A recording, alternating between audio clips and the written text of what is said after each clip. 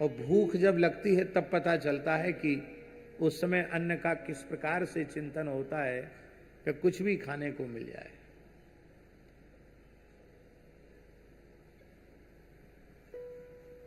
संत तो मुझे स्मरण नहीं है, लेकिन वृंदावन में अधिक मास था। बात 1995 से पहले की बात है।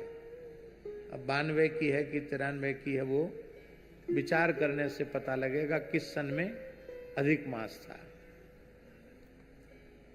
तो हमने भी वृंदावन की दंडोती परिक्रमा की।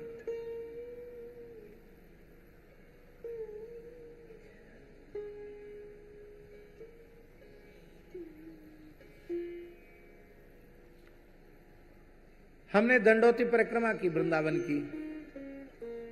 गर्मी का समय था, तो रात्रि में 8-9 बजे चलते थे। उस समय पक्का रोड नहीं था, परिक्रमा में कच्चा रास्ता था, और इतनी भीड़ भी नहीं होती थी परिक्रमा में, कम भीड़ होती थी। तो एक हमारे संत हैं झालावाड़ वाले त्यागी जी, उनके साथ दंडोती परिक्रमा कर रहे थे। और गर्मी थी, तो शाम को तो रात्रि में कुछ खाया नहीं कि दंडोती करनी पड़ेगी, और तो भूख भी ज्यादा लगी नहीं थी। जल पी के गए, 1-2 बार जल पिया, और फिर इतनी तेज भूख लगी कि हमारा तो दंडोती करना मुश्किल हो गया। हमने कहा त्यागी जी भाई, हमें तो बहुत जोर की भूख लग रही है, कहीं से लाओ। रंग जी का घंटा बजा, बोले महाराज रात्रि का 1 बज रहा है, 1 बजे कहां से लाऊं, जंगल है यहाँ। भाई मैं तो भूख से बहुत व्याकुल हूं। तो पास में राजपुर गांव है, पगडंडी। अब तो पूरी परिक्रमा में निर्माण हो गया, उसमें निर्माण नहीं था, जंगल था। तो त्यागी जी बोले राजपुर गांव से किसी ब्रजवासी को जगा के उसके घर की मधुकरी ले आवे। हमने कहा वैसे तो हम मधुकरी नहीं पाने में ज्यादा वो रखते हैं, लेकिन अब भूख लग रही, ले आओ, कोई बात नहीं। जैसे ही आगे जाने का विचार किया, सो कुत्ता भौंकने लग गए। बोले कुत्ता तो वैसे चीड़ फाड़ कर देंगे।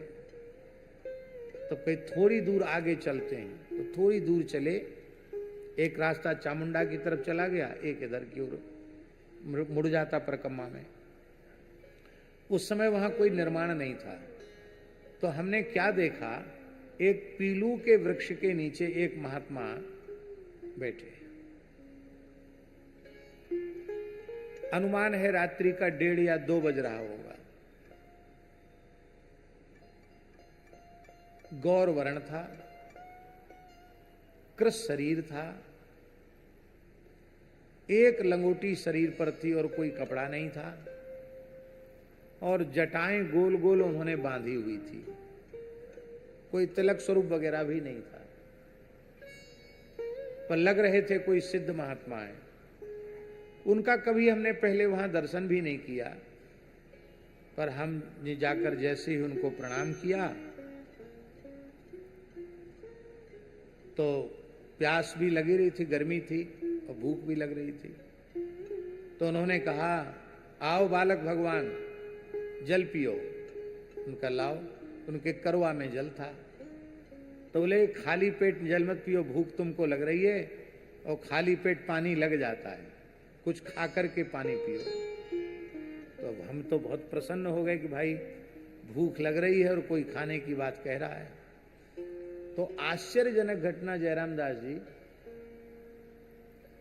उन्होंने एक कपड़े से खोला तो गरम गरम रोटी, हाथ का टिक्कड़ एकदम गरम, बढ़िया घी से तर, और उस पे जो है टेंटी का अचार, मिर्चा का अचार दे दिया हमको। इतना स्वादिष्ट कि मेरे मुंह में आज भी पानी आ जाता है। ऐसी न वहां कोई चूल्हा, न वहां कोई धुनी, और बिल्कुल गरम टिक्कड़। वो हमारे महात्मा त्यागी जी को कहा, तो बोले नहीं हम नहीं खाया। उन्होंने नहीं खाया। एक टिक्कड़ मोटा हमने खाया, फिर दूसरा खाया, पेट तो भर गया, पानी पिया, बड़ा सुंदर शीतल दिव्य जल।